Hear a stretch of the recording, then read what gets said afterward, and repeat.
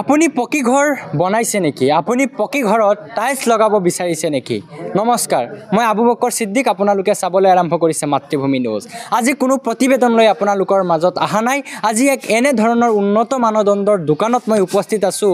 আপোনালোকক মই ভিতৰ স্থললৈ যাম আৰু আপোনালোকক মই দেখুৱাবৰ কাৰণে চেষ্টা কৰিম। যদি আপুনি পকী ঘৰ বনাইছে, আপুনি টাইলছ লগাব বিচাৰিছে, তেনেহ'লে এই প্ৰতিবেদন আপোনাৰ বাবেহে। চাই থাকক। মোৰ কেমেৰা সহযোগীক মোৰ লগত আহিবৰ কাৰণে অনুৰোধ জনাম। আজি মই আহি উপস্থিত হৈছোঁ শোণিতপুৰ জিলাৰ চিৰাজুলি 15 নং ৰাষ্ট্ৰীয় ঘাইপথ সংযোগী নুৰপুৰ ৰোডত।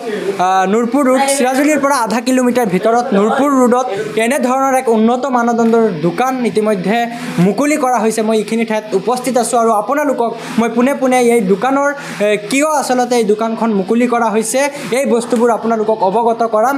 যদি আপুনি পকী ঘৰ বনাইছে, আপোনাৰ পকী ঘৰত টাইলছ লগাব বিচাৰিছে, তেনেহ'লে এই প্ৰতিবেদন আপোনালোকৰ বাবে। মোৰ সৈতে আছে দোকানৰ স্বত্বাধিকাৰী ফাইজুৰ ৰহমান ডাঙৰীয়া। তেখেতৰ সৈতে মই আলোচনা কৰিব বিচাৰিম। আহক, মোৰ কেমেৰা সহযোগী আহিবৰ কাৰণে অনুৰোধ জনাম। এই আপোনালোকে চাইছে এইখন এটা ঘৰ, কিন্তু এইটোৰ ভিতৰত কি কয়, আপোনাৰ এইটোৰ ভিতৰত ৱাল এটা যদি ইটাৰে হেৰি কৰা হয়, কিন্তু ইয়াত আপোনাৰ প্লাষ্টাৰ কৰিব লাগে, ফুটিং কৰিব লাগে, বিভিন্ন কাম থাকে। কিন্তু ইয়াৰ পৰা যদি আপুনি ৰেহাই পাব বিচাৰে, তেনেহ'লে সম্পূৰ্ণৰূপে চাওক আমাৰ এই বিশেষ প্ৰতিবেদনে। আপুনি হয়তো ভাবিছে, মোক কেমেৰা সহযোগ দেখুৱাবৰ কাৰণে বিচাৰিম। এয়া আপুনি কিন্তু এয়া ভাবিছে টাইলছ, কিন্তু এয়া টাইলছ নহয় বা ৱালো নহয়। এয়া এটা উন্নত মানদণ্ডৰ নতুন আপডেট আপোনালোকক দিব বিচাৰিম, কিয়নো মই আপোনাক দেখাম। এয়া আপুনি চাইছে ঘৰখন তেখেতৰ নিজৰ দোকানে এনেধৰণে আচলতে মডিফাই কৰিছে, দোকান সজাইছে। আপোনালোকক মই দেখুৱাই আছোঁ। এয়া এটা বস্তু বহুত ধুনীয়া টাইলছৰ দৰে পূৰা। এয়া আপোনালোকে চাই আছে ভিতৰৰে পূৰা দেখা যায়। এয়া কোনো প্লাষ্টিকো নহয়, এয়া কোনো পঞ্চো নহয়, কিবা আপুনি যদি ভাবি আছে কাৰ্টনো নহয়। এয়া হ'ল আপোনাৰ WPC এটা বৰ্ড। আপুনি চাব পাৰিছে, বহুত ধুনীয়া। ইয়াত যদি আপুনি জুয়ো লগাই দিয়ে তথাপিও এইটো নজ্বলে। এয়া আৰু এটা আছে টাইলছ, ছেম টাইলছ। এয়া আপুনি চাব পাৰিছে, বহুত ধুনীয়া কাঠৰ নিচিনা ডিজাইন কৰা, কিন্তু এয়া কাঠ নহয়, কিবা কাৰ্টন নহয়, কিবা প্লাইবোৰ্ডো নহয়। এয়া হ'ল এটা নতুন আচলতে কি কয় আপোনাৰ, এইটোৰ নাম হ'ল PVC। এটা PVC বোৰ্ড, শক্তিশালী বোৰ্ড। আপুনি ইয়াত দেখিছে, যেতিয়া বস্তুটো এনেধৰণে ফিটিং হ'ব, এক অতি ধুনীয়া দেখা পোৱা যায় আৰু এক উন্নত মানদণ্ডৰ। কিয়নো যিটো সময়ত বৰ্তমান আমাৰ বিজ্ঞানৰ যুগ আৰু বছৰে বছৰে বস্তুৰ যিহেতু সলনি হয়, এতিয়া আপুনি টাইলছ অথবা অন্যান্য বস্তু আপুনি বেছি টকাৰে খৰচ কৰি ঘৰত পকী ঘৰত লগোৱাৰ প্ৰয়োজন নাই। মাথো এটা কল কৰক আৰু আপুনি বিশেষ জানিব বিচাৰে যদি দোকানীৰ সৈতে, দোকানৰ স্বত্বাধিকাৰীৰ সৈতে আপুনি এটা কল কৰক আৰু আপুনি বহু টকাৰ পৰা ৰেহাই পাওক। মই এইবাৰ কথা পাতিবলৈ চেষ্টা কৰিম দোকানৰ স্বত্বাধিকাৰী দাদা আজিজুৰ দা। ভাল খবৰ কেনেকুৱা? ভাল। কেমেৰা পাৰ্চনক আগুৱাই আহিব কাৰণে অনুৰোধ জনাম। এটা বহুত ধুনীয়া দোকান দিছে ৰাইজৰ সেৱা কৰিবৰ কাৰণে। ইতিমধ্যে দেখা পোৱা যায় টাইলছ প্লাষ্টাৰ কৰিব লাগে, বিভিন্ন কামত বহু টকাৰ মানুহৰ খৰচ হৈ যায়। কি ক'ব বিচাৰিব আজি বিজ্ঞানৰ যুগ, যিহেতু নতুন যুগত আপুনি কি ক'ব বিচাৰিব ৰাইজক? আচলতে আপোনালোকে যোনটো দেখা পাইছে এইটো টাইলছ নহয়, এইটো মানে কোনোবাই ভাবিছে যে মই গ্ৰেনাইট লগাম ঘৰত, তো গ্ৰেনাইটৰ নহয়, গ্ৰেনাইটৰ লুক আহিব। তাৰ নহয়, এইটো পলি গ্ৰেনাইট বুলি কয়। তাক আমাৰ কিছুমানে কয় UV মাৰ্বল চিটো কয়, আৰু লগত এই পলি গ্ৰেনাইট বুলি। ইয়াৰ মেইন নামটো হ'ল পলি গ্ৰেনাইট। এইটো যদি আপুনি লগাই, এইটো কম খৰচত লগাব পাৰিব। এনেকুৱা নহয় যে মানে ইয়াত ওপৰ যেনেকুৱা আপোনাৰ গ্ৰেনাইট এটা লগাব গ'লে বহুত টকা খৰচ পৰে, কিন্তু তাৰ লুক আনিব হ'লে আপোনালোকে এইটো লগাওক, নিশ্চয় গ্ৰেনাইটৰ লুক আহিব। এই বৰ্ডটোৰ আচলতে নাম কি? PVC।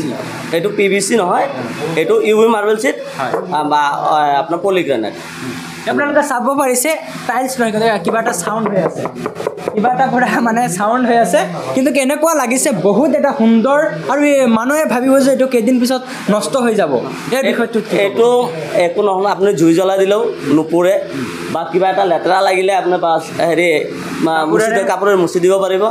আপুনি আমি লগাই যে দিওঁ 15 বছৰ আমি ৱাৰেণ্টি দি দিওঁ যদি উঠি আহে আমি নিজে লগাই দিম কিছুমান মানুহে ভাবিব যে পঞ্চ অথবা হেৰি ভাবি যে পানী পৰিলে বেয়া হৈ যাব এইটো পঞ্চ নহয় 3mm কিছুমান মানুহে ভাবিব সিহঁতে ভাবিব পাৰে ভাই আমাৰ ওচৰত আহিলে আমি দেখাই দিম পঞ্চ নে কি বস্তুটো এইটো WBC PVC হয় বুলি এইটো যোনটো ইয়াৰ ভিতৰত যোনটো বস্তু আছে এইটো এটা প্লাষ্টিকৰ নিচিনা হয় 3mm চিট এটা এইটো আমি ৱালত আঠাৰেদি লগাই দিওঁ নহয় কিবা পানীৰে ক্ষতি নহয় নজ্বলে জুইৰে এনেকুৱা এক উন্নত মানদণ্ডৰ মানে টাইলছৰ নিচিনা PVC যি বৰ্ড আপোনালোকক মই দেখালোঁ মাত্ৰ এটা কল কৰক আৰু আপোনাৰ বহুত খৰচৰ পৰা আপুনি ৰেহাই লাভ কৰক আপোনাৰ নাম্বাৰটো মোৰ নম্বৰটো দিয়া আছে স্ক্ৰীণত দি দিব মোৰ 7736 241520 আৰু লগতে থাকিব এড্ৰেছটো দিয়ক ভাল এইটো আমাৰ চিৰাজুলি চেণ্টাৰত আহি নুৰপুৰ ৰোডত সোমাই আহিব লাগিব